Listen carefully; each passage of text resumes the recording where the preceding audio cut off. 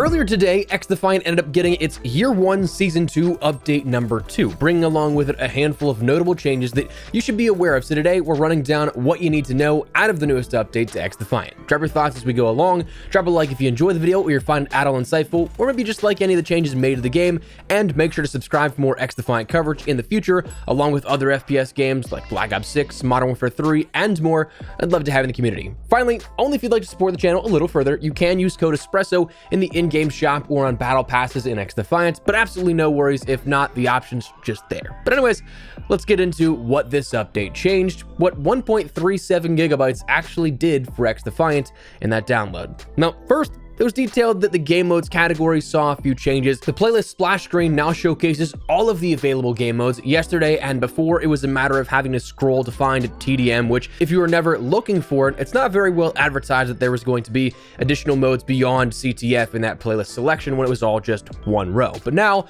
we're all on one screen, making it abundantly clear that you have more than just those first initial 6 listed in the game mode selection. For ranked, it was mentioned now that bronze unlocks after your first victory, placing you into the ranks, and it additionally fixed an issue with ranked rewards appearing locked despite players actually earning them. As for gameplay changes, it was mentioned that there was a fix in the delay in reloading, swapping weapons, or deploying devices, which was caused by rapidly tapping the fire and ability buttons, creating a sort of momentary lag. So if you had that issue, that should be fixed out with this. It fixed an issue with players who took advantage of speed hacks, where if done now, it will lock them in place.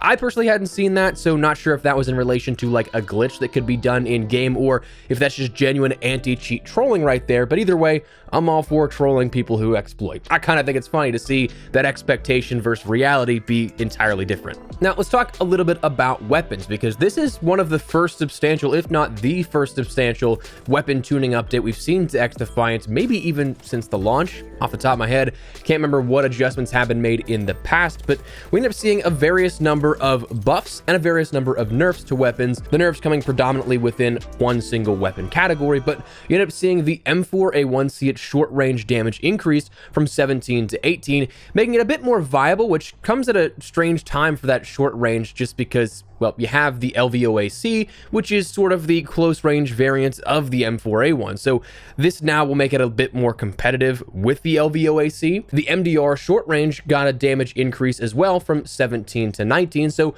a little bit even more powerful there. And with a rate of fire almost smack dab in the middle between the M4 and the LVOAC, this is an interesting one, because statistically speaking, out of those 3 rifles that are more so geared towards close range, this now has the best short range damage. The M4A1 is now 18, the LVOAC is 17 in terms of that close range damage range.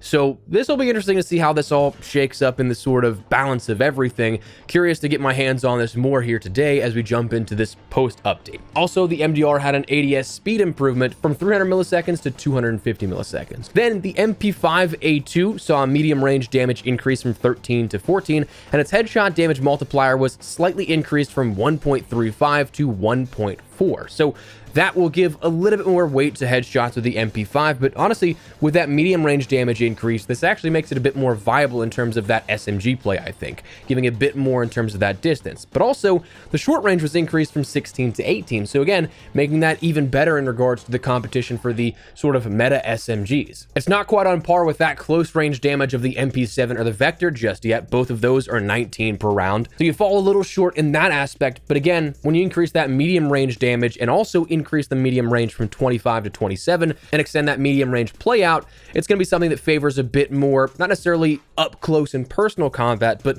something that can still get the job done a little further at a distance compared to, say, that Vector, that MP7. You're now starting to see a bit more clear definition in between to where each of these weapons fall in their sort of sweet spot of weapon category respectively. But that was your buffs here that we saw to weapons in XDefiant.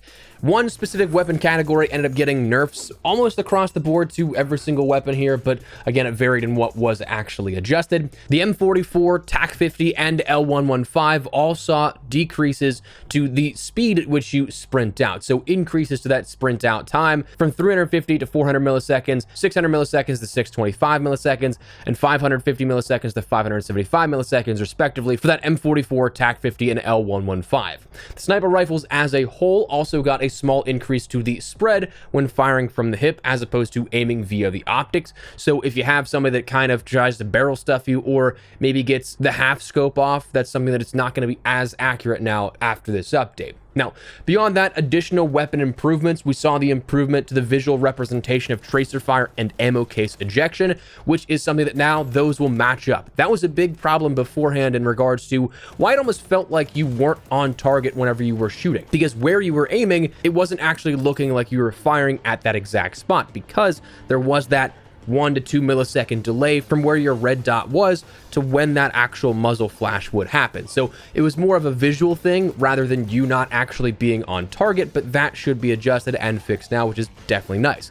And it also fixed the glitch that allows players to fire automatically upon respawning if they jammed on the fire and sprint buttons while dying. That, I believe, is in relation to the M16 sort of firing off 2 bursts as soon as you respawn. That was a mentioned issue that was apparently going to be resolved, and with no mention of it otherwise in the patch notes here, I'm assuming that's what that is referring to. Then the factions ended up getting some adjustments here beyond weaponry. We saw, after a sort of naming dispute apparently with a pharmaceutical company named GSK, that GSK is now going to be GS Commando. So not only for licensing reasons or perhaps just not wanting to be affiliated with the video game counterpart, GSK is now one further naming step away from the originally intended GSG9 based off of Siege and the real life counterparts. So you now have that extra step of differentiation, I guess. They fixed an issue where DeadSec spider bots were ignoring victims previously targeted by deploying the player. So everyone is still a target now at this point. And also you can shoot the spider bots off your face once again. So that is a big fix that I'm very happy to see here with that. We saw the functionality of Echelon's intel suit was nerfed, where it's actually a pretty substantial nerf here with this. Instead of a ping every 3 seconds, you end up getting it every 4 seconds, and that's already on top of the sort of increased cooldown time you have.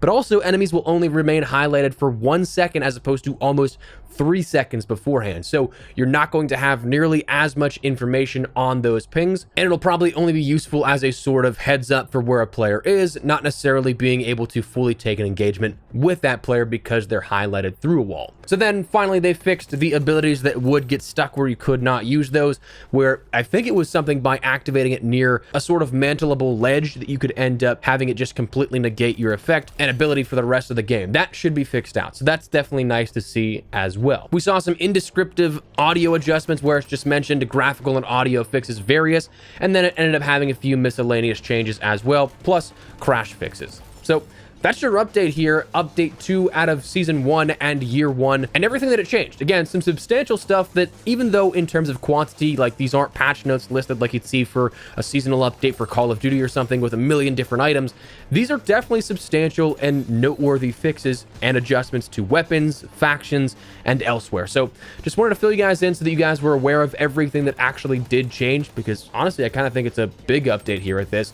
But let me know your thoughts down below. If you guys enjoyed the video, you found it at all insightful, do me a favor and drop a like on it. And if you're new to the channel, make sure you subscribe so you don't miss a single thing regarding all things XDefiant, Modern Warfare 3 with Season 5 upcoming, Black Ops 6 with more reveals on the horizon there, and other FPS content I'd love to have in the community. And finally, if you want to support the channel a little further, creator code Espresso in the shop or on the Battle Pass can work. But again, do not feel pressured to. The option's just there. But for now, thanks so much for watching. My name is Espresso. I'll see you later. Take care and peace.